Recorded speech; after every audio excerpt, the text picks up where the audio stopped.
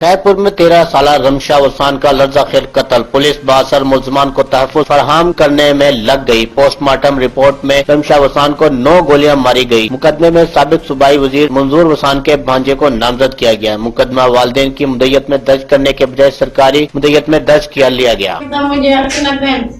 मुंहिंजी नंढड़ी मासूम मुंहिंजी नंढड़ी 3-4 ॾींहं गुम करे छॾनि, पोइ वरी असां ईअं कयो त क़ुरान शरीफ़ खणी आने वॾेरनि ॾे असांखे ॿुधायो, पोइ असांखे ॾिननि, पोइ असां ईअं कयनि। नंढड़ी मासूम हा बेगना मुंहिंजी न्याणी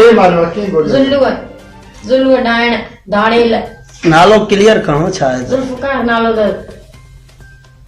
फैसले में केड़ा वॾे आई मंजूर साहब, नवाब साहब, वरी साहब के दान ॾिनी जे त बि असांखे कंहिं इंसाफ़ न कयो आहे। नंढड़ी मासूम जी घर वेठा हले असांखे दर लाए अंदरो क़ुरान शरीफ़ झले मां त मुंहिंजी नंढड़ी मासूम जी मां 13 सालनि जी आहे मुंहिंजी। अदी केड़े वट जाओ ता जी केड़े वट जाओ ता मंजूर साहब पीर गुडे छो मारियो तन छा जे करे मारियो तन बस असां जेके 4-5 ॾींहं बस तनाज़े सां चवंदा असांजी ॻाल्हियूं पूरियूं थियनि, असां गरीब आहियूं, नंढड़ा मासूम असां छा कयूं। ॾाढनि जॻहियूं केरु चवंदो 4-3 नंढियूं अदी वा पढ़ंदी हुई न घर हुई 7वीं पढ़ियल ई असां क्लास फिटो करायोसीं। तव्हां इंसाफ़ कयो, मुंहिंजी नंढड़ी मासूम आहे, तव्हां 5 बच्चा आहिनि, मुंहिंजी नंढड़ी मासूम। एसएसपी इंसाफ करे, डीआईजी इंसाफ करे, आईजी की अपील थी कयां त मूंसां नाइंसाफ थी आहे, इंसाफ नाइंसाफ़ी त आहे न बेडो असां मासूम आहे, मुंहिंजी 13 सालनि जी नंढड़ी आहे मुंहिंजी। कैमरामैन सद्दाम नारेंजो के साथ इमरान राजपूत, राज न्यूज, सखर।